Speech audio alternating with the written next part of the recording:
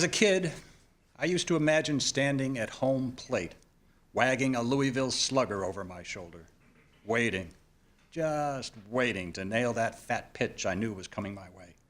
And when it did, swinging away and feeling the bat go crack in my hands and barreling down the baseline, my cap flying off, even as the crowd stood and cheered and the first base coach flagged me on toward home. But it was a fantasy. I knew the thrill of knocking it over the fence as I knew most things back then. I'd read about it. I'd read about it in the Gil Thorpe All-American comic strip, in broadcaster Bill Stern's series of mostly mythical, inspirational sports anthologies.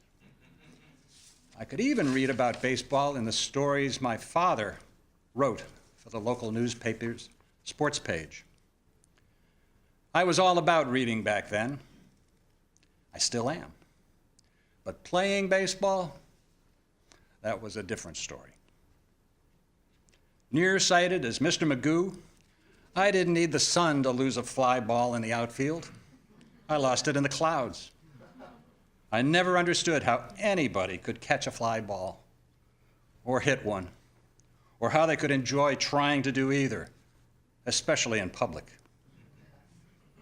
So it was a black day in the early summer of my 10th year when I was forced by parental decree to leave my bedroom and its books and go play ball in the parish's newly opened baseball league. I approached the plate that day with a sense of inexorable doom. Up on the mound was a kid 2 years my senior, who I knew from down my street. Tommy Corcoran was one of a brood of red-haired, rambunctious brothers whose greatest wintertime pleasure was bombing me and my friends with snowballs. Now he had a baseball in his hand, harder than any snowball he'd ever flung, and he was about to fling it at me. Tommy wasn't alone on the mound, though.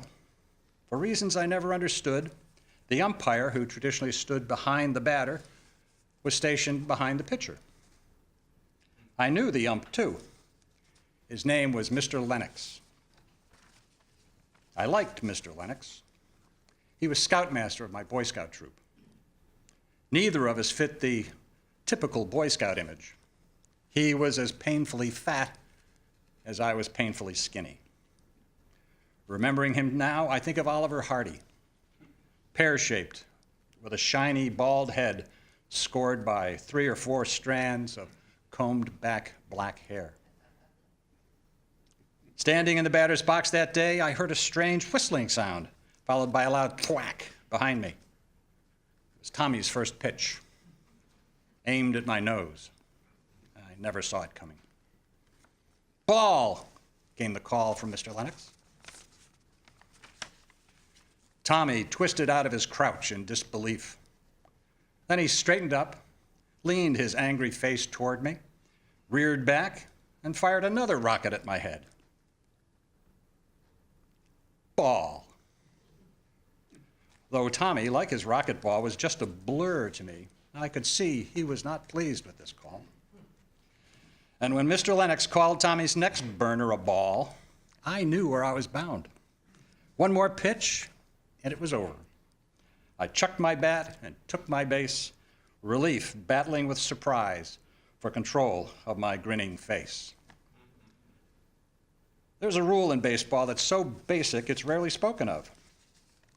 You can't steal first. It's against all the rules. As the mighty Casey would say it, you can look it up.